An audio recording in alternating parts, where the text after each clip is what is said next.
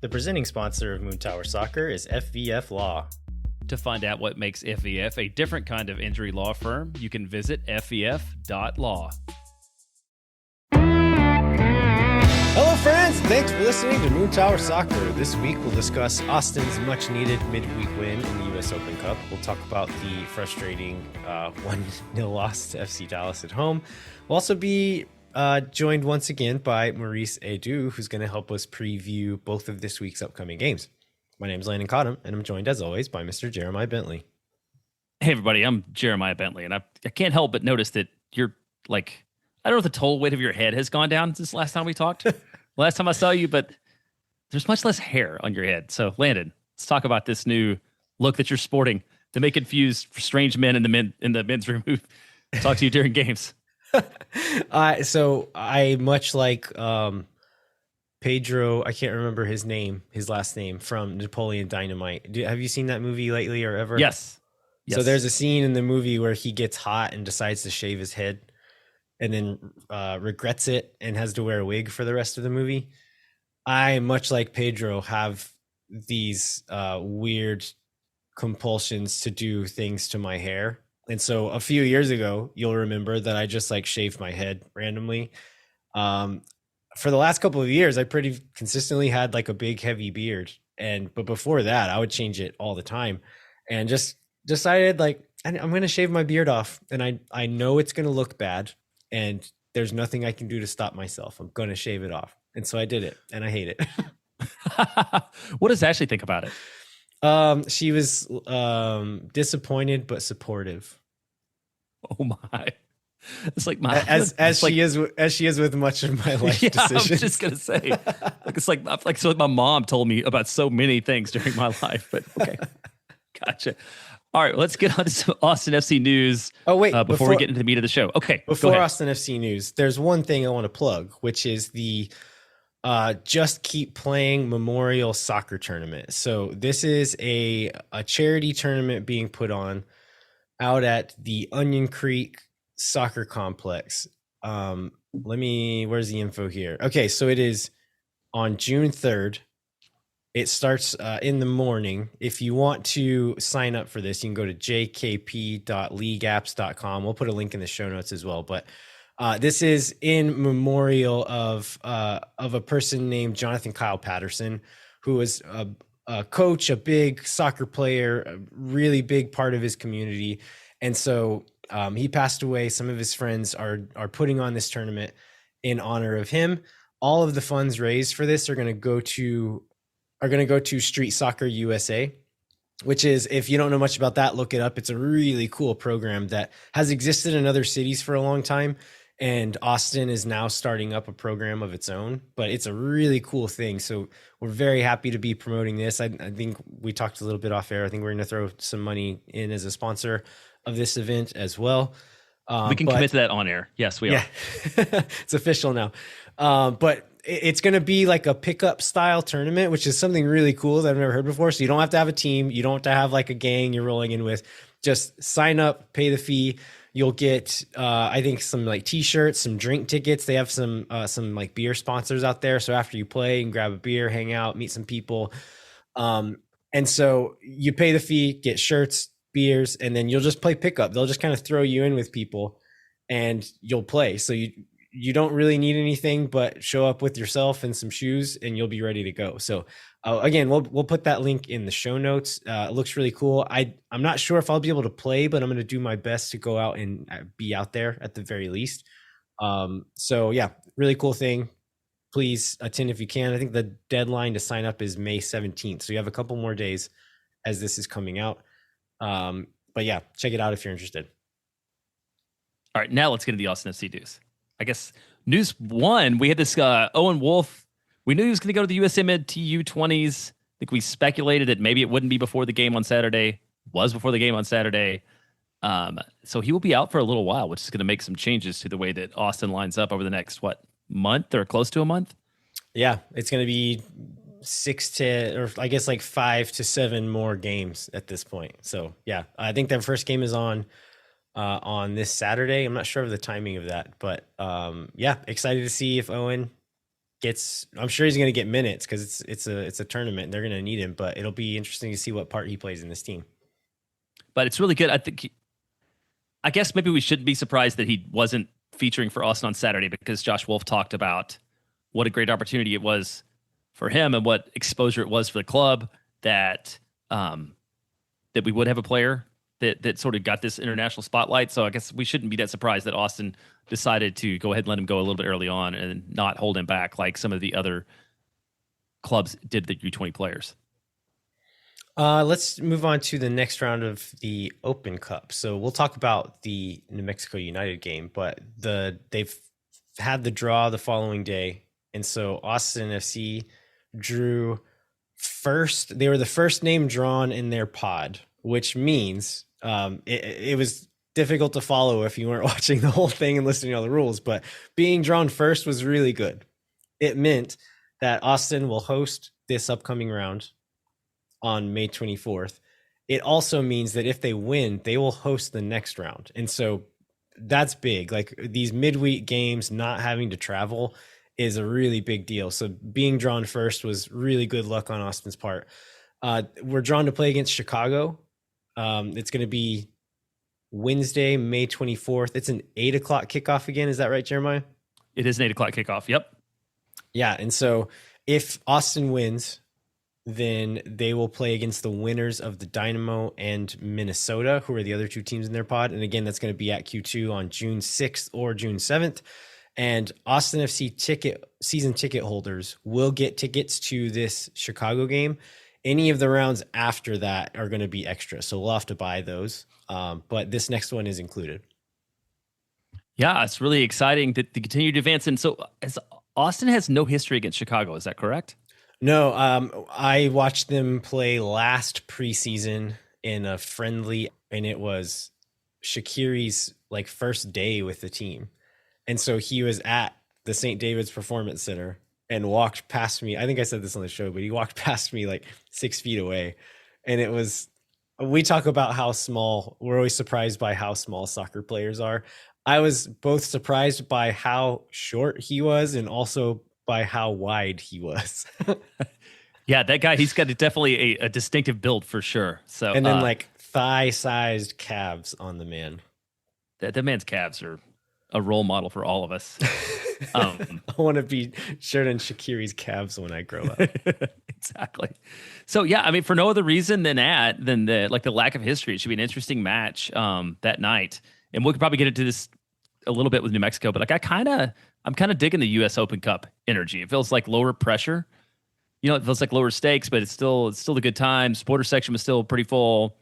The band was good. So hopefully we'll continue to have that going into the match on the 24th. Last week we did a whole health and injury report. I guess now the only ones in question are like Driussi, still going to be out for a few more weeks. Diego Fagundes was training, like doing full training with the team this week, was on the bench against Dallas the other day, did not come in. I think potentially had to do with game state more so than his health, but could potentially see him start or almost certainly play this week in one, if not both of the games. Yeah, I feel like we have to see a few minutes from him, just given the Rodney Redes, which we're going to talk about this with Moe Do, but given the Rodney Redes red card situation and everything else going on, one has to expect that we're going to see at least a few minutes from Diego. But hopefully, this is one of those things, right, where you have to play the long game, and it's hard to do with having a whole bunch of games and not a lot of depth. But the worst thing in the world would be for him to come back and do too much too fast and to aggravate the situation or go back out. And he seems like a guy that's pretty high effort, so that also seems like that's a possibility. He's also going to say I'm glad in these situations they have scientific ways to measure these guys' output and their performance. And so Dave Tinney can be the one saying yeah, Diego's ready to go or Diego's not ready to go. Because if you just ask Diego, he's going to say, yeah, I can start. Whether that's true or not. He's going to say yes. I'm good. Absolutely. Yeah.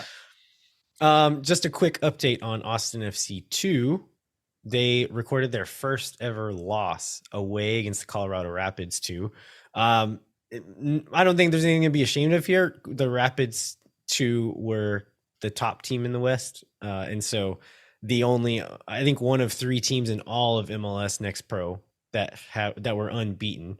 The other being, I can't remember what Charlotte's second team name is. It's something stupid. Crown Legacy FC.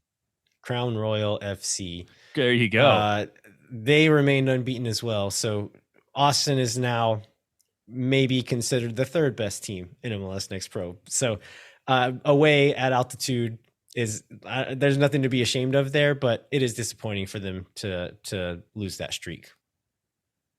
They're going to be playing this coming Friday against San Jose, I believe, here in Austin. And so I'm hoping to be able to make it out again. These games have been a lot of fun. So if you don't have anything else to do on Friday night, come hang out. It should be a good time. Yeah, I think there's a little bit of a talk of maybe somebody putting a tailgate together again for this one, like there was for the first match, and trying to make a big show out of it. So it should be a fun one. All right. We're going to have to talk about 2 different games. I am certainly going to struggle to remember what things happened in which game. But before we do that, let's take a quick break. Hang tight. We'll be right back with more Moontower Soccer. No one is around.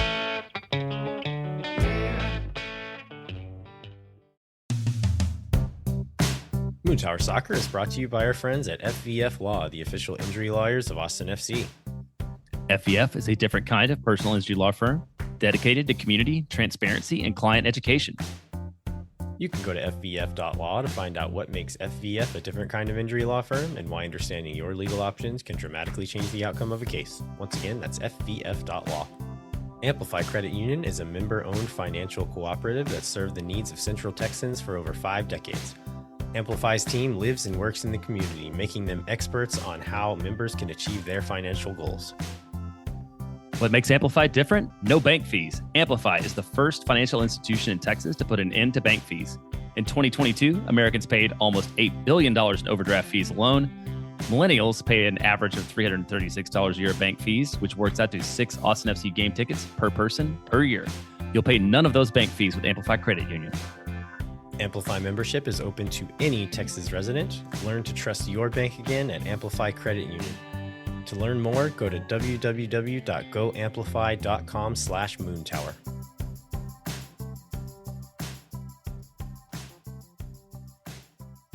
All right, we are back. We're going to talk about Austin FC's 2-0 win against New Mexico United in the U.S. Open Cup. This was, I think, a decisive victory, a good morale boost. I think this is something that Austin FC really needed at the right time. Yeah, and I thought of that a lot more on Thursday and maybe Wednesday night than I feel today after having the game over the weekend. Yeah. But I definitely think, at the time, man, Thursday, Jeremiah was so full of optimism after these 2 draws that seemed to be building progress. And then this, right, they just kind of came out, punched a team that they should beat in the mouth early on and kind of rode this to victory, which is exactly what you would expect Austin FC to do against a lower division club, something Austin hadn't done, right, in a non-league match after having the performances against Violette and San Antonio FC. So just a lot of good vibes all throughout the stadium after Wednesday night. Yeah, and I talking about the hindsight part of it.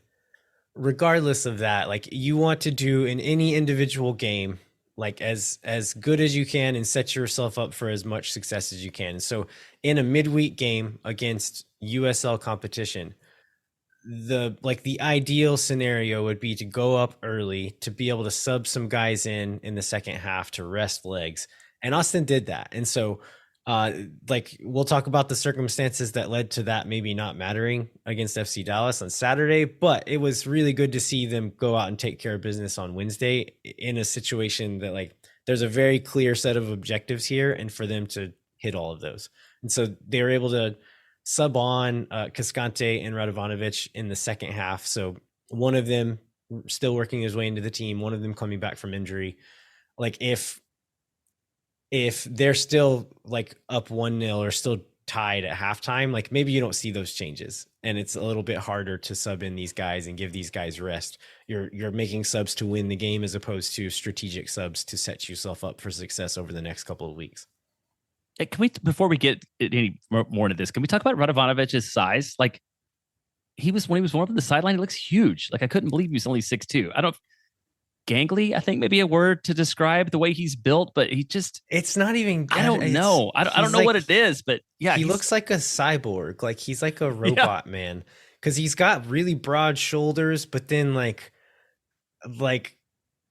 he's like thin at the hips, but then like broad at the shoulders, and he's not like a really thick guy. Like Ruben looked thick, but this guy's just like he's like really trim and sinewy, but has really broad shoulders, and so he looks like the Terminator robot when there's no skin on it. okay. I'm glad we could get into that. I couldn't figure it out. But I just, when he was warming up, I'm like, this dude is a monster. And then I looked him up and I was like, how is he only 6'2"? I don't get it. But I think you're right. I think the build has something to do with that. I think Okay, let's talk about the game. this is maybe I have no more, idea where more we're going to go. Swoon Tower's perspective, but I think he looks great on the field. Like he's one of those guys that just like looks like a soccer player on the field. All right.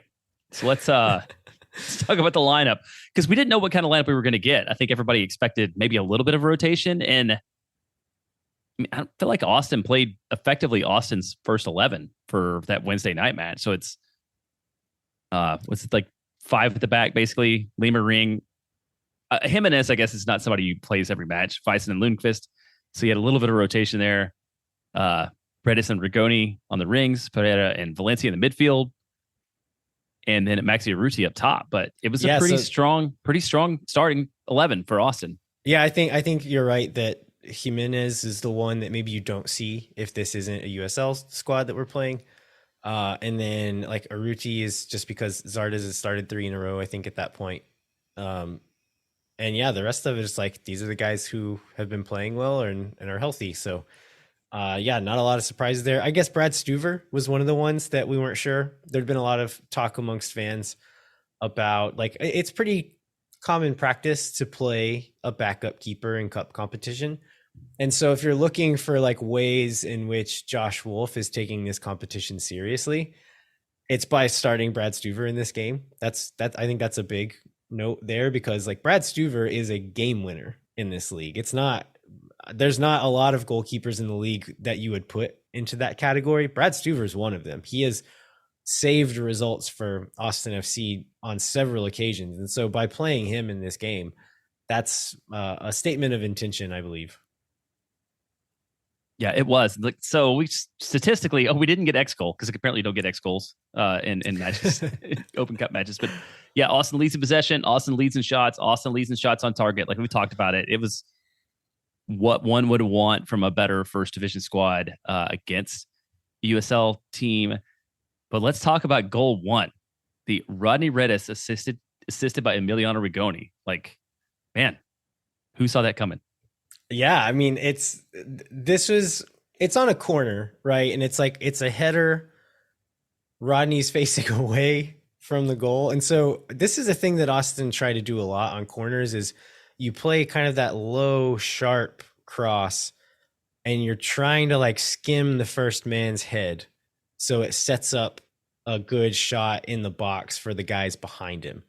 And Rodney's able to catch that and catch the ball. And it just like perfectly placed into the far post. And it's one of those where it's like, was he aiming for the far post on a header facing away from goal? Probably not, but there is still skill involved in that kind of action, and he did a good job. Like that's all you can say. He did a good job. And looking at the span of the game, had Rodney Redes just scored a goal and that was it, I think there still would have been like a pretty big outpouring of love from the fans, which there was. But if he had not scored a goal in that moment, I still would have come away from this game saying Rodney Redes is one of the best players on the field. So let's talk more about that. What did you see from Rodney on that beyond the goal that made you think that? It was just more what we saw from the game before, where he's been given specific instructions on how to play the role he's playing and executing against those instructions really well. And then just good decision making, good little like chipped crosses in the box, good half turns in the pockets and finding guys and distributing and just doing everything right. And again, like there's like this, he's never going to be as talented as some of the other guys on this team or on other teams. But when you're executing really well against a game plan, against the role that you're supposed to be playing, there's always going to be space for you on the field. And Rodney's been earning that. Yeah, it was a good performance from him. And I love there was the spontaneous chant after the goal, and there was also a Rodney Redes chant after the match too. And I've said this, but I had friends who had never been to a game before who went with me on the Wednesday night because it was Wednesday night US Open Cup. And it was so confusing trying to explain to them why everyone's so excited Rodney about Mania. this guy. The Redes-ance. They're like, yeah, he's the guy who scored a goal. That's good. Why was everybody going crazy? And then I had the Corniolas like screaming at me from across the aisle about Rodney. It's just like, it's too much. It's just too much. Just soak it all in. I can't He got to play the it. drum after the game. That was great to see. I don't know. It's just great. It's good. And I've seen some people online saying like, "Oh, he's fine. Like he's been bad for the last 2 years." But I was like, have fun, man. Like learn to have fun. This is a beautiful moment. Enjoy it. Just like be a human for a little bit and enjoy the success of another human.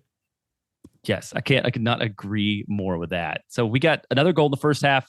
This one's from Maxi Arruti. So he showed up in his opportunity to start after sitting out a few games. So then assist from Adam Blomqvist, who I feel like has put together a string of pretty decent performances too.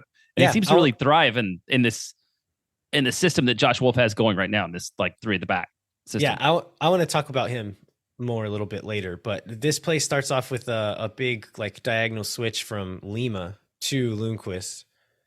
To Rigoni. Rigoni kind of chests it and like pushes it past the defender at the same time, drives against a reeling defense, sprays it out to Lundqvist on the side. Just a nice little pattern of play where it's out wide, your striker's making the run already. Lundqvist crosses it in on the ground just with like first touch and plays it right into the path of Arruti in the box, and he slots it in. So really nice little play. Again, like these are the things where it's like lesser competition, sure, but just like getting the muscle memory and getting the repetition in of these patterns of play that are successful for this team, I think is good. And like, even though the Dallas game didn't go how we wanted it to, there are moments of this happening still. And I think it's building on something and will hopefully continue to build in games further on that will turn into results at some point. Yes, I feel like from this one, most everybody had a decent game. I feel like, I don't know, Johan Valencia showed a little bit of movement going forward, but I think that might have been the safety doing that against lower competition. So I'm not like ready to exactly turn my opinion around on him. You know, Rigoni looked good. Redes we talked about. Hector turned into the kind of performance you would want from a guy who's playing a midweek game against a USL side. Like those are the kind of minutes you need somebody to eat up, and he did it fine. Like, is there anybody that stood out more that you want to talk about? No, I mean, and it's also, again, I don't want to put too much weight on this, but the overall takeaway for me is just like the executing against the game plan, beating a team you should have beat, because these are not things that Austin has been doing for a lot of the year. So that's my positives.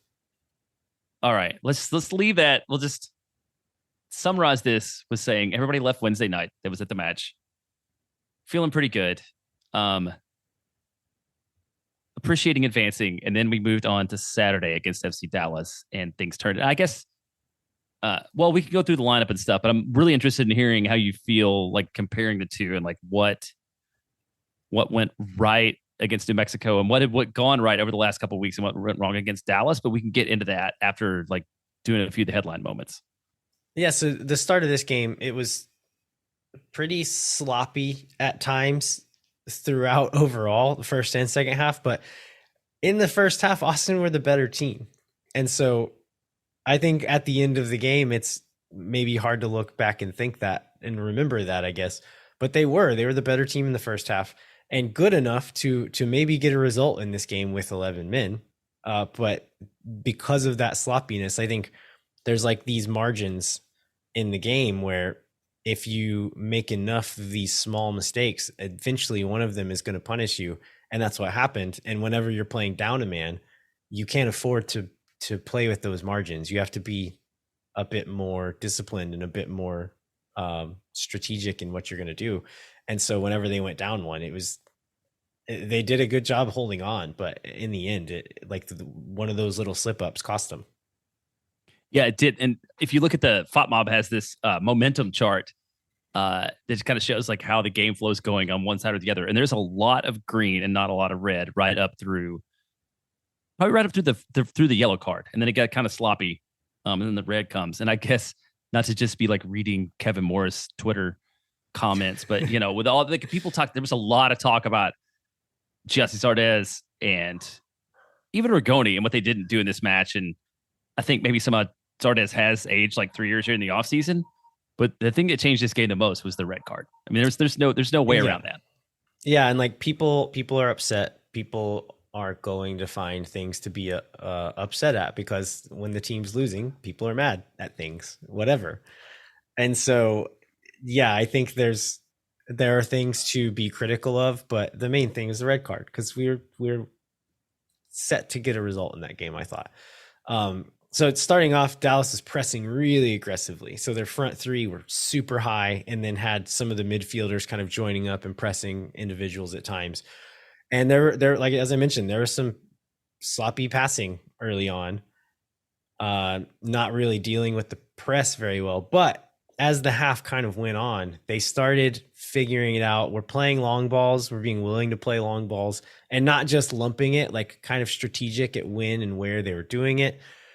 And so I started to see like some signs like, okay, I think with like playing out the rest of this half and then going in at halftime, like if they can get into the half even, like I feel okay about Austin getting at least a draw in this game, because they were figuring it out. And it was trying to find Redes and Rigoni in those inside channels, like splitting a line and finding those guys, or finding the long diagonal to a wing back. And that is a pattern of play that I feel like this team is getting much more comfortable with. We saw it in the New Mexico game. We saw it some in this game in the first half, where as you kind of shift the ball over to one side, the player will step, like you'll have your wing back floating on that far back side, and you'll switch play and then be able to like create some patterns out of that. And it's a thing that for the first 2 years of Austin FC's existence was, I feel like, a thing that they just weren't even looking for. And so to use that as a weapon in this, especially in this new setup, where we're using proper wing backs and there's going to be guys floating in that space all the time, they were finding those. They were starting to find Redes and Rigoni in those inside channels. And so it seemed like they were going to get out of it and figure it out at some point. And created some dangerous chances. Do you want to maybe go through like the biggest chances of the first half before we get into let's do the second half? So and I feel like this is going to be very 2021. I feel like last year we didn't talk a lot about chances. 21 we talked a lot about chances, and this year, for at least in this moment, we're going to have to go back to talking about where the chances come from. Yeah, so I may be getting these out of order, but Adam Lundqvist forces a really good save, smashes one from kind of the edge of the box. It's going to sneak in under the crossbar, and Paz, the Dallas goalkeeper, does a good job of pushing it away. Alex Ring hits that volley off of a Rigoni corner. Do you remember which one I'm talking about there? Yeah, that was late. Yeah, that was later on. So it was they were close in time, right? I think. Yeah, I'm looking at them now. Like Lundqvist was at 39 minutes. This Ring volley was at 40. So they were really back to back. Do you think that was a set play? Was that the plan? Was to hit Ring on the backside there for a volley? It looked like it. It looked like it, but I don't know. That it's not something we've seen in the toolbox before. But sure, maybe just trying different stuff. Yeah, Ring was making a run there, but like that's also like a place. If you're playing a ball into the box, like that's a place the ball will bounce. And so it's a natural place to make a run. But the way that the players interacted afterwards almost made me think that was a set play. Like, I'm going to play it long to you running on the backside and you just hit it first time. And he struck it really well and it ends up in the side netting. But that one was good. And then there's a couple that I think these are the two that I've seen the most criticism of, which was a chance from Zardes and a chance for Rigoni. Surprise, surprise that there's a lot of criticism with these two players involved. But the Zardes one, I can't remember how it got to him, but the ball is like kind of in the air in the box. He has to swing a leg high to get onto it and ends up pushing it wide. on the replay of that one, maybe you could have done better, but the proximity of the defender and kind of the angle he had to work with, I think that's a really tough ball to finish from that angle, and that like the timing of it. Do you have a different view on that one? No, I agree. And I think uh, getting caught up in the moment, like live, it seemed like a better opportunity than it probably was. But after going back and watching the game again and watching the highlight video again right before we started recording, it was a tough. Now this is maybe good going back to the age catching up with him. You know, if he was in a different position there, maybe it was a little bit easier to finish. But like the X goal is what, 0.12? I mean, it's not like an amazing opportunity. Yeah. What are your thoughts on Zardes in this game overall? Like I feel like there's been some really hard criticism, but to me it almost seems like more frustration with the result than anything that he actually did in this game. In my eyes anyway. Maybe I'm wrong. I mean, I feel like it's been the typical game. Like I feel like he works hard, he tries to get in the right places, but he's just not there. And I don't know if it's all system, I don't know if it's all age, but I didn't feel like he was very good in this match. I felt like he was just less so being bad and more so this felt like a Maxi Rucci game last year to me, where like he wasn't bad, he just wasn't there. That's fair. Does that sound fair? Like he just like was not really involved. Yeah, and I think people have gotten frustrated because there's been successions of games now where he's had that kind of performance. Maybe not, well, he hasn't been on the field like for every game, but it's just like it seems to be a trend so far this year. And maybe he'll break out and go on a run, but it doesn't seem like there's a lot to build on so far from what we've seen from Gyasi Zardes as an Austin FC player. Yeah, and I think that criticism is totally fair. I think at this point in the season, what still frustrates me with Gyasi Zardes criticism is the people who think that Maxi Ruti solves all the problems. Yeah, I don't think he does, and I don't buy the whole like that we should buy him out, you know, after he signed a 3-year deal. But I do buy being absolutely frustrated, and I hate it. And I've said this before because when we had him on, like I love the guy, and like he's a beautiful human and has a real great feel and eye for the game, but it's just not working in Austin so far. 11 games into the season. Yeah. The next missed chance that I wanted to bring up was one from Rigoni. So this one is a cross in from Lundqvist out wide. Rigoni streaking into the box, and it's not a cross in from super far. It's pretty low and hard. Rigoni gets in one-on-one with the keeper, essentially. No real defenders marking him, but isn't able to get the ball on frame. What was your judgment of this one? Do you feel like he definitely should have got it on target? No, I don't definitely feel like he should to get. I think the fact that we're talking about it goes back to sort of the original setup for this, where it's an opportunity that sometimes goes in, most of the time doesn't. And it's the fact that they're more rare, and they're particularly more rare in this match, to where every single opportunity gets overanalyzed. Yeah. Yeah, it like the angle and the speed at which it came in, I think it's difficult to get over it. Like you like if you're not even or above that ball, it's hard to head it down from that angle. And so if it's above you, the only way it can go is up. And I saw someone online point this out, but Gyasi Zardes on that play was open in the 6-yard box and had it like not, it had Rigoni not gotten to it. I saw that it would have been like a tap in for him maybe. So not a guarantee. There's still defenders there, but like it would have been a really good chance for Zardes in that moment. So frustrating for several reasons, but again, I'm not judging Rigoni too harshly on that one. It was a tough finish. Yeah, well, let's go maybe to the second half and one of the more controversial moments of the match, the Danny down around 75. Oh, we should talk about the red card first. Oh, yeah, let's talk about the red card. Oh, yeah, I'm sorry. I forgot we hadn't talked about the red card. Yes. Yeah, so Rodney Redes gets a yellow card in the first minute of the second half for a bad tackle. I think this one's a fair yellow. Gets his second yellow in the 55th minute. So Valencia plays a ball up the field, like up the center of the pitch to him. He's unable to control it, and it kind of bounces into Dallas's back line. Rodney follows the ball and tries to win it back and leaves a late boot on Ibiaga's shin. I I have no complaints about this red card other than to Rodney Redes himself, but none to the officiating crew. Well, so what did you think overall? Like, I didn't think this on the officiating crew. Like, I didn't think they had a terrible night. No, I think I felt like they were okay. I mean, Ishmael you know, Elfath is he has won MLS Ref of the Year several times. He called games and was involved with officiating at the World Cup, and I think that's all very well deserved. I think like there's like the part of getting calls right and wrong, which I know that the PRO, like the officiating organization, tracks that stuff. I don't know those numbers, but just watching how these people manage a game and like the respect they command and how they kind of like control the ebb and flow of the emotion of a game.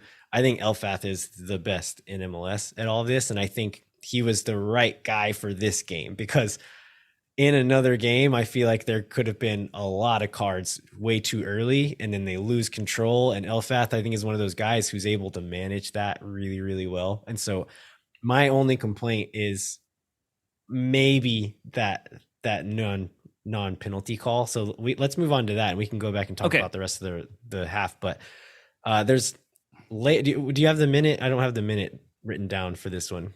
The non-penalty, I believe, was 75.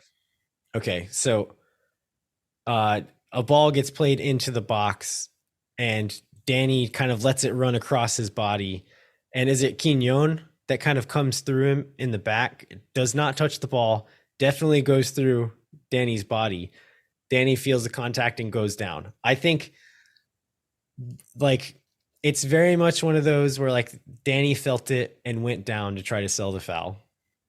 Like, well, Danny said that, right? Like, I don't think you've often see somebody that directly say like, I felt it and I went down, as opposed to, you know, he knocked me over or whatever. Yeah. The VAR did not warrant it questionable enough for Elfath to go take another look himself. I think this is one of those that whatever the call was on the field was going to stand. And so had Elfath given it and the VAR looked at it, he would have been like, yeah, if you saw it, that's your call.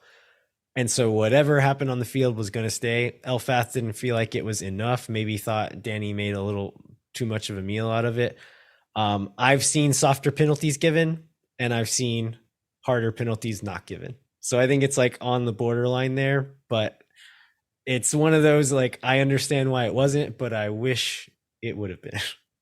Yeah, I was reading Phil West's game story earlier and it says, maybe it's not a foul, but it's also not a foul. And I think that's probably a pretty good summary of it. Like, it could absolutely go either way, and either way is valid. And that's kind of how it worked out. So yeah, I feel like a lot of the frustration with the Austin fan base about the officiating was just like general frustration, probably coming somewhat out of the fact that like there was like this building excitement, and then Austin kind of had a bad game, and so people were like looking around for someone to blame. Yeah. So looking back at just like what the game looked like after the red card, I think we've talked about this in games over the last couple of seasons where you have to divide the game between BC and AC, before card and after card. And so after Rodney gets the card, Austin, I was looking on the replay, like, how did Austin change their shape after this red? And they just didn't. Which was really interesting to me. They essentially just, their defensive shape has been like a 5-2-3, and they just stayed in that shape and didn't have a winger. And it reminded me of like a video game where in a video game, if a guy gets a red card, the team just stays in a shape and you just don't have a guy there. It looked like that, but like after watching it back, I'm like, I'm not mad about it. They essentially just had Gallagher and Danny Pereira do a little more running on that side. And Dallas got some chances, but they didn't seem to be because of exploiting that space necessarily. Yeah, it didn't really, I mean, it didn't seem, obviously the result comes out the way it did, but it didn't like seem significant. Like, it wasn't that the card came and all of a sudden the shape or the tenor of the game changed, but it was, I think he did a really good job of playing a man down for a long time. Yeah, I think it was helped. Like, Dallas weren't that good after the red. I think they made some bad decisions and weren't as sharp as they should have been. But Austin like fought really hard, defended well in that shape, and the guys who needed to do that work did the work. I do feel like they were a bit too frantic at times. There was a few specific moments where, like a lot of times when you're defending that deeply and you get the ball in space, you just have to smash it out, like get it out of the space, reset, and go again. But there were a few times where we had time and they just like got a little too nervous and like lumped a hopeful ball forward.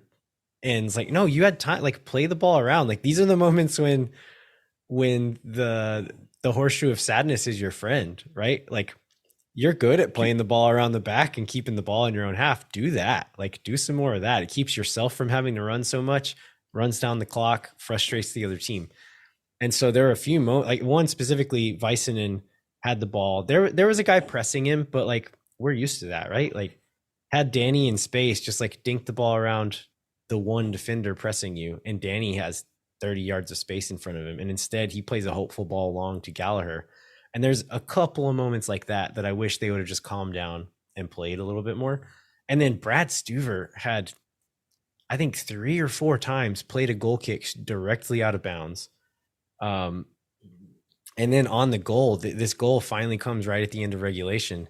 It starts with this weird low goal kick from Brad Stuver. He like hits a line drive that Radovanovic has a hard time handling, kind of dinks it onto Gallagher. He plays a ball up to Finley. Finley's unable to win the challenge to get the ball. And then the ball kind of gets played for Dallas plays it forward. Finley and Ring are both unable to win challenges, and it leaves Ensabling in space to play a ball in behind with one of the most deadly transition players in the league, Jesus Ferreira, just like sitting on the back shoulder of Alex Ring and Leo Väisänen, who have both just like played 90 minutes, 45 of which were down a man. And so like, that's not a good situation to be in. And those are those margins that I'm talking about. It's like any one of these little mistakes can punish you, especially when you're down a man. And so like, had they not been so sloppy in some of these moments, they could have come away with a draw, even playing with 10, but one of them finally did get them. And like you said, this goal is really one of these things that's on the margin, particularly with the pass. If another step is made, if you know, if Austin's pressure or whatever, like that ball doesn't get through, like it was just beyond the reach of the defender that was on it. And good on what Ferreira, that was, did I read that was his one shot on the night, or was it only his only shot on goal on the night? It might have been his only one. I think it was his only shot. Well, according to Brad Stuver, it was his only shot of the night. So I'm willing to believe that. I can't remember another one from him. They didn't have a lot in the first half. I think they had like 3 shots total, and we had 6 or something like that. And so I don't think he had a ton of shots, period. So yeah, that I think that's right. But yeah, really frustrating. But like when you put a guy that good in that situation, he's gonna score. He just does. That's what he does. So how do you feel about this post goal celebration that caused a lot of excitement? I mean, I objectively love it. If I were not an Austin fan in that stadium at the moment, I would be like, yes, give me more of this. But in the moment, I was like, this brother. But this is what you need. I mean, this is what makes it a rivalry. This is what it makes it. I mean, I'm not saying that it's a rivalry now, but this is the kind of things you need. Though. It is. This is the kind of thing you need to do to build that like hate and anger and things that make something a real rivalry. Is this post goal performance? What you don't need is people throwing stuff on the field after that. That was completely unnecessary and should never happen. But yeah, I'm like, so I hated it and I get it and I appreciate it at the same time. But it's also my triannual opportunity to rub it in the faces of all the Dallas and Houston people who are like, Austin will never be our rival. Houston's our only true rival. It's like, all right, look at what your player's doing down here. Does he think it's a rivalry? Yeah, I think it is. Exactly. All right. Anything else on this game? No, I think we can. Actually, I do. Okay, go ahead. I do have one more note. So I want to talk about some silver linings. Let's end on a positive note here. Okay, let's do that. And so you mentioned Adam Lundqvist. I think he's like settling into this role as a wingback. There was a game, it might have been San Jose when he got subbed off at the half. and like they were giving us space up one side, and Lundqvist kind of didn't really, he seemed uneasy with where to be and what to do. And they pulled him off, put Gallagher on, and he was able to do a little bit better. Since then, I feel like Adam Lundqvist, I'm imagining Wolff and staff pulled him aside and said, like, in these situations, this is what we want you to do. This is where we want you to be. And since then, he's been good in that spot. And I feel like he's like really owning that position as his own. Like, there's no question to me who the top choices are at wing back in that back five at this point. It's Gallagher on the right, Lundqvist on the left, period. And that becomes now, we've talked about depth, but with Nick Lima being like another guy, like that's a position with a little bit of depth now. Yeah. On the outside, which is nice. Yeah. And the other one, Radovanovic, I know is limited and he was in a tough spot, but the guy looks the part to me. Like, I think in the very near future, we could potentially be playing 3 real center backs at center back in a back five. And this is another thing I wanted to, so looking at the starting 11, Väisänen was playing on the right, Julio in the middle, and Ring on the left. And I think Väisänen has played everywhere along that back three at this point in the attacking shape. I feel like this is preparing for Radovanovic to be in that starting 11. This is just my theory. I don't have any information on this, but Radovanovic is like a true left-footed player, and Ring is right-footed. Väisänen, I believe, is right-footed. And so to put him in like his most comfortable position, the new guy in the most comfortable position, I think, I could be wrong, but I think that's probably the reasoning for this, is to have Julio, your most veteran and established center back, in the middle, kind of like the quarterback of the center backs there. He's going to touch the ball more than the other two. Put Väisänen on the right side and then Radovanovic on the left side on their comfortable feet.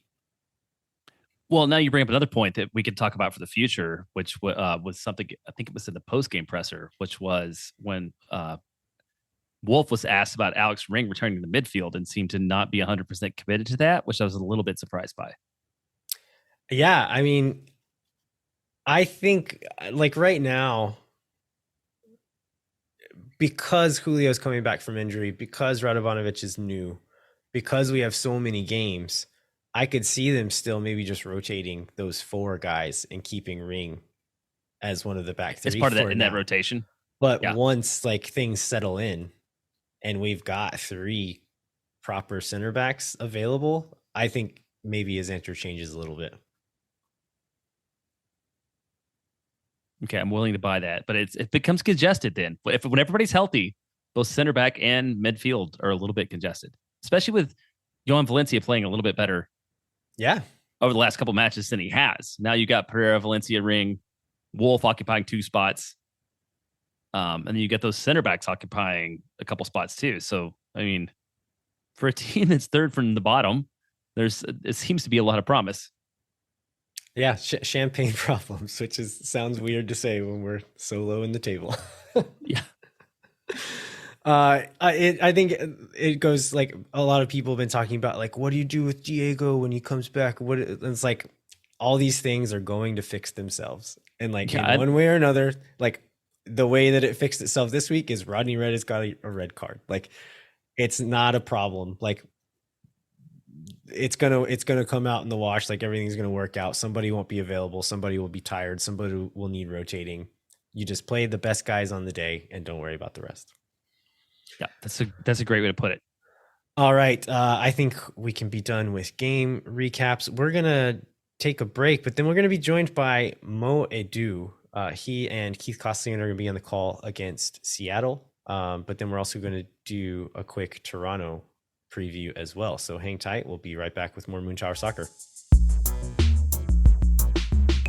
Moon Tower Soccer is brought to you by Covert Ford. The Coverts have been meeting the needs of local car buyers for 114 years because of their service, financial expertise, and support after the sale. In addition to supporting car buyers, Covert's an important part of the soccer community and official automotive partner of Austin FC. Right now, Covert Ford has a hot deal on a 2023 Ford Bronco. Stock number PLB 27534 is available for a sale price of $36,408 plus tax, title, and license. With TTNL down plus first payment of $38.83, this Bronco can be yours for just $478 a month over 36 months.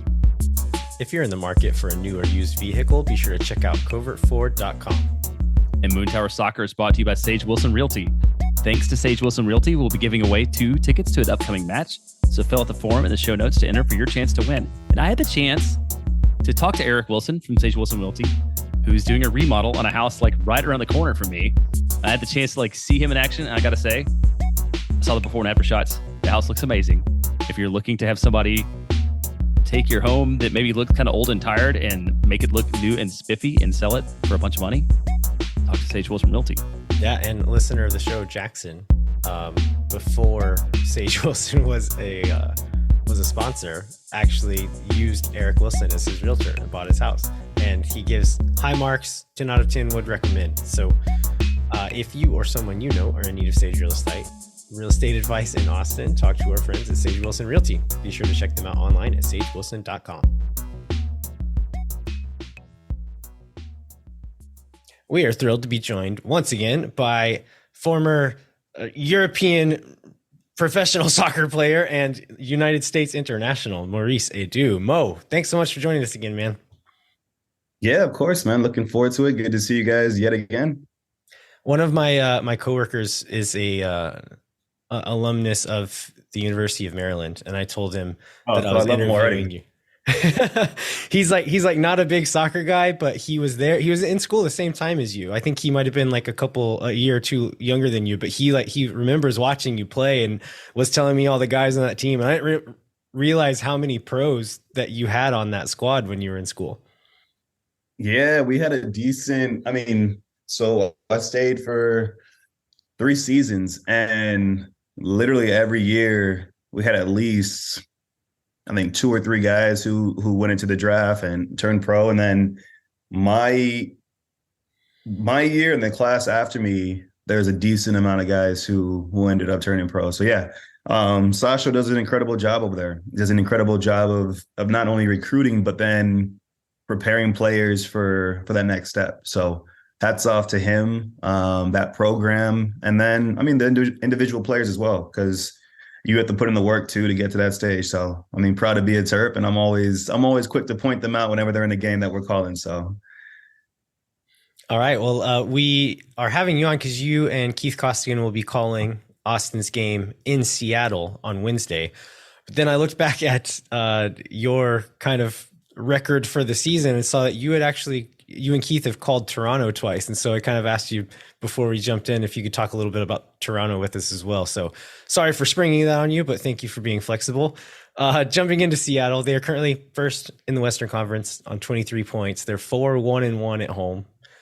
They are second in the West in goals for, tied for second lowest in the West for goals against. So if we are going to catch them at a moment. Pretty bad team, right? Yeah, terrible team. Yeah, I know. Team. Yeah, exactly what Austin needs right now. If we were going to catch them at a moment in the season, though, now is kind of the time, right? I think they won maybe 1 out of 4, and then they lost in the Open Cup. They have a lot of injuries right now. Barely squeaked out a win against a 9-man Houston the other day. And so they have a lot going on, but out of everyone, Austin knows better than to underestimate a Seattle team that is down on their luck. You probably don't remember this game, Mo, but Austin fans will. In 2021, Seattle came into Austin. Was that a midweek game, Jeremiah? It was a midweek game because I got a bunch of people together who didn't watch soccer to convince them that this was going to be the game to convert them to MLS, and they watched Austin.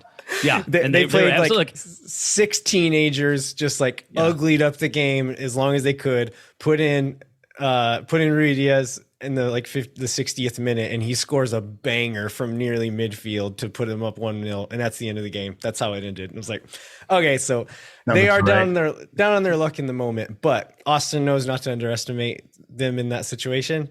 I mentioned they do have some injuries though. So Leo Chu, Nuhu, Christian Roldan, Raul Ruiz have all been out recently. They might have 1 or 2 of those guys back, but just talking about teams in this league who have that next man up mentality, just stick to the system. Okay, this guy's out. Who's next? Put him in.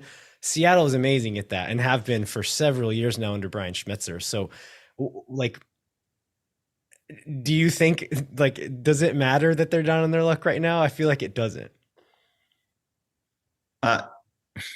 No, it really doesn't. I mean, and it's part of what you just said there, right? Like Seattle has this ethos of next man up, right? And that next man up, you see that across so many different teams. They try to adopt that same kind of mantra and that same kind of approach to games and to injuries and to form and to whatever changes to a team's personnel. Doesn't always work, doesn't always come to fruition.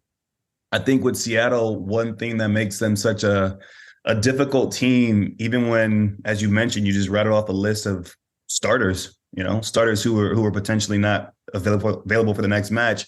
One thing about this group is they have a really strong core. They have a clear identity of who they are. And at Lumen Field, they are a difficult team to beat. Now, Sporting Kansas City went there. What was it? Last Sunday, we were actually on that game, on that call too. And Keith and I kind of labeled it as potentially a trap game for Seattle because so many things were favoring them to win that game. Sporting Kansas City was chasing their first win of the season. There was their first game where they had all three DPs fit. Sporting Kansas City, I'm talking about. But all those things, they were coming into the game poor form. Seattle was a team in good form. So you were thinking, okay, this is just going to be that they should roll them in this game, right? If form and all those kind of stats and narratives tell you anything, that's what the outcome should have been. So I say all that to say that Austin comes into this game in a similar vein of form as Sporting Kansas City were. I think it's 8 games now that they haven't won a game. But amongst them, they'll believe that they still have players who can make the difference, players who can score goals, players who can change the game, players who can win the game. So ultimately, it's about just going out there and weeding out all the noise, weeding out whatever we're going to say about them, and just focusing on the task, believing in the group that they have there on the pitch, and saying, you know what, this could be the game that now changes. This could be the turning point for our season. This could be the game that now gets us to believe that these 1-1, these 2-2 games, these narrow, games these draws that feel like losses, or, draws that feel like wins, they actually now are turned into victories. They are turned into wins. So this could be a turning point in some ways for Austin. If they go to Seattle and beat them, I think that could instill a whole new feeling and different belief within this Austin squad. Well, Austin's got a really busy several weeks, but there was a Wednesday, Saturday. This is a Wednesday, followed by a Saturday. I'm guessing at some point in your career you dealt with something like that. Like as a player, like how do you mentally approach that kind of schedule congestion, and like how does that change? How does that change like multi-week games versus just playing Saturday for you? The biggest change is just your week's cadence, right? Like if you're playing Wednesday, Saturday, Wednesdays, like if you're on that kind of cadence, then it just breaks up what training looks like for you most days.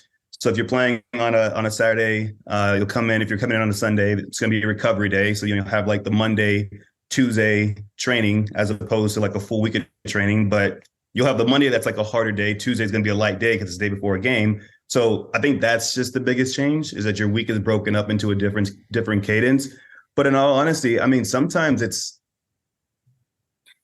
depending on the player you talk to, they'll see it as a benefit or as a hindrance to have that many games in quick succession when you aren't in form. I look at it and I say, I want that next game. I want that next game to come, because especially if you leave a game and you feel like we were that close. So for example, the Austin, their last match against Dallas, right? They get a red card and then they concede a goal in the dying minutes. They probably felt a little bit hard done in that game. Like they'd given enough effort. They'd done enough to maybe at least get a point out of that game. So to drop points in those final minutes, losing a derby match, you want a game to come pretty quickly so you can get that out of your head, get back on the pitch, and show that last game, there were some maybe different factors that kind of impacted that game and took those points away from you. So I look at it that way. And to be honest, those are things that you can't control as a player. You don't control the scheduling. You don't control when your next match is. There's other teams who are going to have the same kind of cadence of games. So I think as soon as you start putting it in your head that this is an issue, you start creating excuses. Excuses start to weigh on your mind. You start creating excuses for your performance before you even kick a ball. And I think that's the worst thing that you can do, especially when you're like not in the best form. So I want to move on to Austin, but before we do, just to mention, Seattle has been playing a lot of new faces this season, but some of the old faces are performing really well. Jordan Morris has 8 goals. Nico Ladero, 5 assists and a goal. Jao Paulo, I don't think has scored anything, but just having him back on the field is a big deal for them. Moving on to Austin, talking about them kind of feeling hard done by in certain ways and talking about their winless streak. Although they haven't won in a long time, the last 2 or 3 performances up until a red card have been more promising. They look like they could have won a game. We said on a recent show that there's certain goals or certain games that if they played those games over and over, they're going to lose every time. But the last 3 or 4 games they've played, if you play those over and over, you probably win some of them. And so we are kind of introducing some players back in from injury. One of the main ones being Diego Fagundes. Rodney Redes is out with a red card against Seattle. As a player coming back from an injury, did you have a preference of kind of like easing your way back in 20, 30 minutes at the end of a game or starting? Because Josh Wolff might be forced to start Diego Fagundes in this game. Yeah. Wait, I'm going to get to that. I just wanted to put a button on Seattle. You listed off some of the veteran players who were playing well. You're right. But at the same time, they have some concerns of their own. I mean, if you look at their numbers over the last, I think it's like 5 or 6 games. I think it started with that Portland game when they lost 4-1. They haven't scored more than a goal in any of those games. Now, albeit I think they've won 2, drawn 1, and lost 2. So kind of like an even, almost like 500 record in those 5 games. But in terms of their output and scoring goals and with all the pedigree and the quality that they haven't been able to score more than 1 goal per game, right? And so like I'm just putting more things out there as to what Austin should be looking at and thinking like, okay, look, we know this team can be dangerous going forward. We know the weapons that they have. We know the threats that they have, but other teams have found ways to try to minimize that danger. So can we take a page out of that book and try to do the same thing when we go up there? Now, to your question about starting or coming off the bench, man, I'm a competitor. Just like every player that you're going to talk to, they're a competitor. You want to start. You want to play these minutes. And I think that's where the manager has to approach it from. He has to weigh the pros and cons of the situation, depending on what the injury was as well.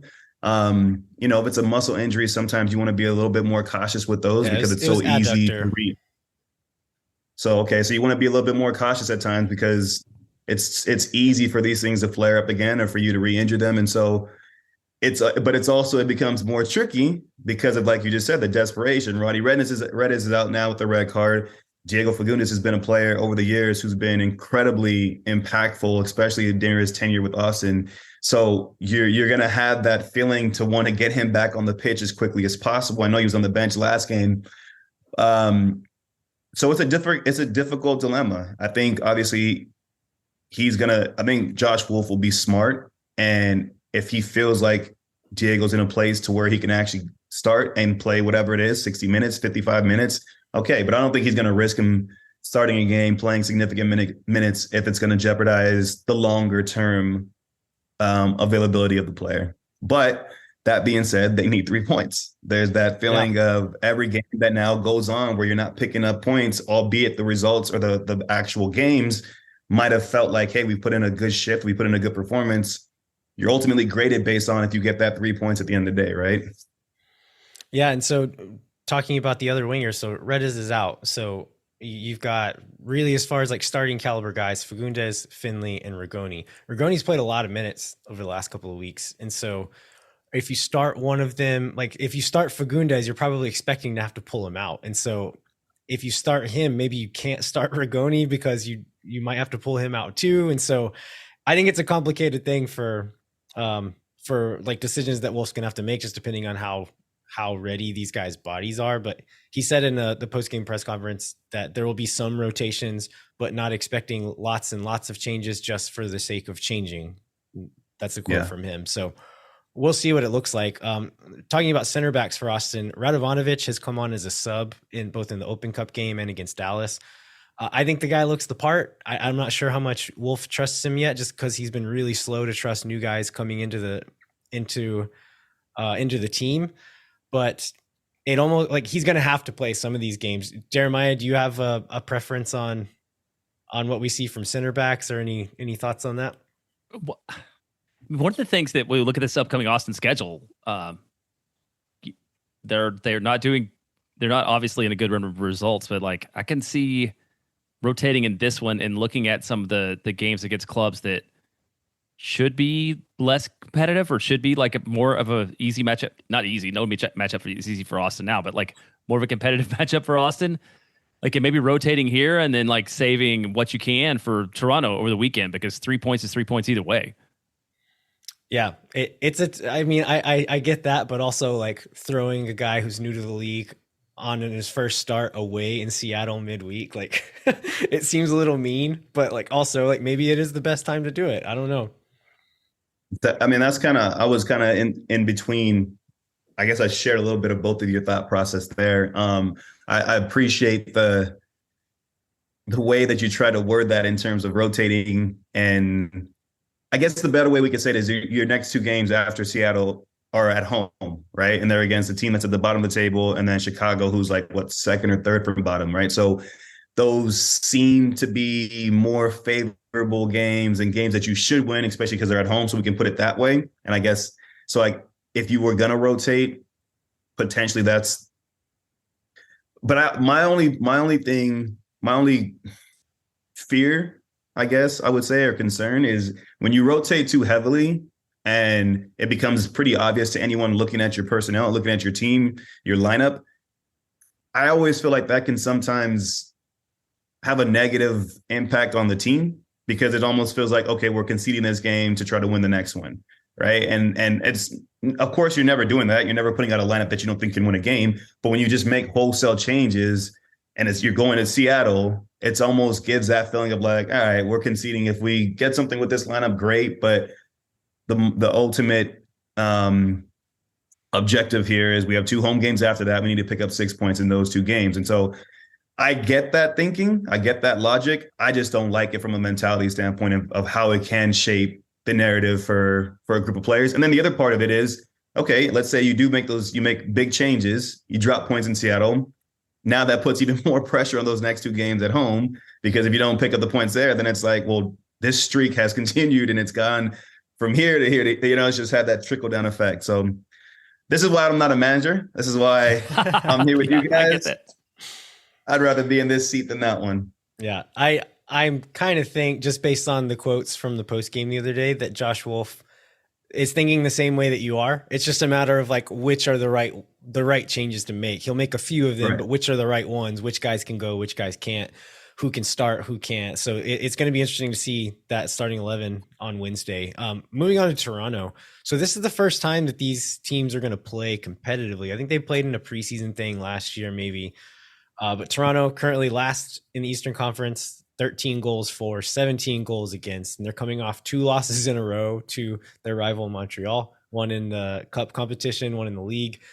There's a lot of talent in this team. Even we'll talk about some injuries here in a second, but even with the injuries, there's a lot of really good players in this team. Why have they struggled so much this year? Well, I do think a big part of it is some of the personnel. I mean, as much as you just said, there is still talent within this team, and you're right. But I think some of the players that have been out are, when you look at a team, right, you always start by building the spine of that team. And some of the players that they brought in to be a part of that spine, they brought in Sean Johnson. He's been fit. He's been playing. But I think, why am I blanking? Center back. Matt Hedges being out injured, I think, has been a massive loss for them. He started off the season well, and then you've seen a dip. And I think so. The games that we called the games against Atlanta in Toronto, and then Toronto came to Philly and played Philly. The Toronto-Atlanta game, they were the better team for large stretches of that game. What they failed to do when they got ahead was find that second goal, and then Toronto found a way to play themselves back into that game, and then still even a weird game because they score a goal literally at the last kick of the game to draw the game. Now, when they went to Philly, it was completely just utter domination, and you started to really see the lack of some of these players. So there was no Matt Hedges. I believe Michael Bradley was out of that game, and Insigne had just come back into the team. So you saw a team that for large spells of that game looked lost. The way that they tried to defend was kind of like a 4-4-2. pretty much giving Insigne and Bernardeschi the freedom to kind of just be a little bit more advanced and not have as much responsibility defensively. And I felt like that really disrupted and gave the edge to Philly in that game, and Philly took full advantage of that. When you have a team that's so, I guess, heavily dominated by superstars, so you have Insigne, you have Bernardeschi, so the ask of these two players is heavy. It's incredibly heavy. You're asking them to carry a large burden when it comes to creating in the final third, to be in the attacking outlets consistently, to be that spark, to be that game-changing talent. And when a team is able to quiet them, you look at the depth beyond that, and that's where the trickle-down effect starts to happen. You look at the last game, the players that started in that game versus Montreal. I mean, because of injuries and personnel not being available, Mark Anthony Cade drops out of midfield. He's now playing center back. They're playing in a 3-4-3. And so I think the drop-off from that starting 11, maybe 12, 13 players is significant enough to where it's really caused them some problems. And I think ultimately has made Bob Bradley have to pivot in terms of whether it's tactics, whether it's how he deploys Bernardeschi and Insigne. It's just really made them have to shift and adapt in a way that they haven't looked very comfortable in. Yeah, they also recently added CJ Sapong, so that's adding to their attacking talent. But talking about kind of them leaning into what players they have, you also mentioned a guy like Richie Larea, who is an attacking fullback / wingback kind of player, which is great. But again, if you're have an injured central midfield, not great center backs or injured center backs at the moment, like an attacking fullback, as much as it adds you offensively, it leaves you exposed as well at times. And so, hopefully Austin can take advantage. Like you said, these are teams with Toronto and then Chicago in the Open Cup after that. Austin needs to take advantage of those, but hopefully we can also squeak out a result away in Seattle, which is something we've never done. We've never beat Seattle, right? I think a draw is as good as we've ever done. That's as good as it's gotten. Yeah, that's been a tough go of it for sure. I wanted to ask, we've seen this. You mentioned Bob Bradley. We've seen this, like, maybe is Bob Bradley a coach in the hot seat kind of discussion. Like, do you think, is there a point in time where Bob Bradley becomes a coach on the hot seat with this club during this season, or where do you see that going? It's a tricky one, right? He's coached there, sporting director as well. I don't know. I think when you just look at and this is part of management, right? Having to deal with injuries and deal with different personnel. But again, I think when they're fully, I won't even say fully healthy, but when they have their 11, that is their strongest 11 on the pitch, I think it's a different team. I think it's a team that can compete with literally anyone in this league. And so when you just look back at their games, I don't know if they've had that even once yet this season.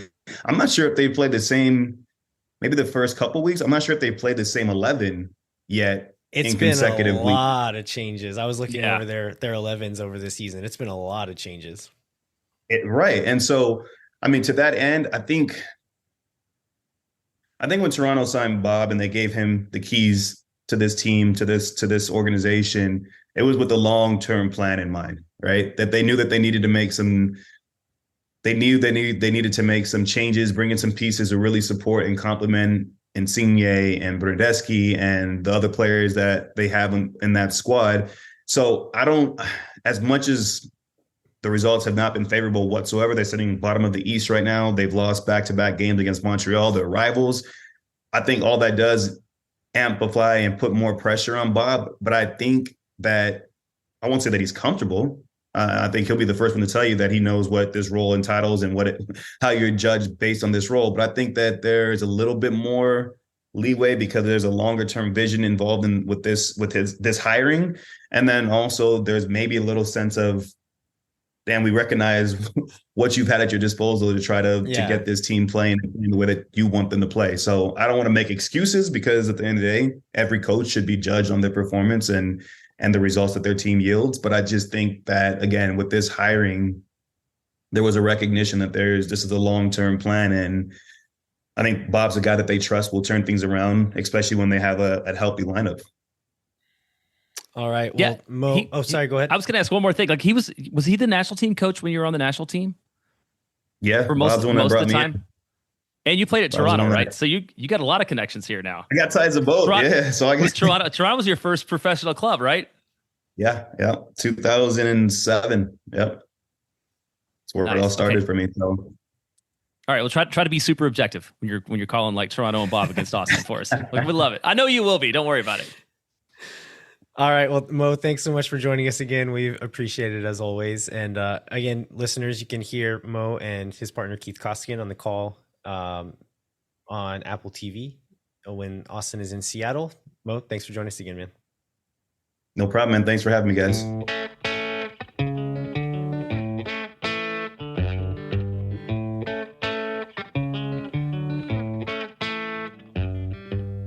All right. We would like to remind you to rate, review, and subscribe wherever you get your podcasts. If you would like to continue the conversation, come find us online at El Viajero87 and jbentley_ATX, and then at Moon Tower Soccer on Twitter, Instagram, and YouTube. We'd also encourage you to sign up for the Patreon. We've sent out the first round of rewards. I have a few folks I need to get in touch with and get new addresses because I had some stuff returned. But we'll be getting those out soon. And so far, reviews are good. Folks are digging their rewards. We'd also And if you watch the Maurice Edu live video, you'll be able to see the Moon Tower Soccer scarf in the background on YouTube, or at least part of it over my shoulder.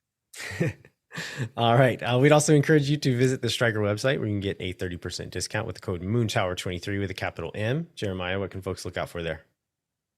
Phil West wrote an article that published a couple days ago, the U.S. Open Cup round of 16 draw. So we talked a little bit about the Austin versus Chicago match, but if you want to read about that one, plus all the other matches in the round of 16, be sure to check out that article from Phil. Thanks so much for listening. We appreciate all of your support. We'll be back next week to review this week's multiple matches, and then we'll preview the next week's multiple matches and then cover any other news that comes up. Until then, I'm Landon Cotto. I'm Jeremiah Bentley. We'll catch you next time. When no one is around.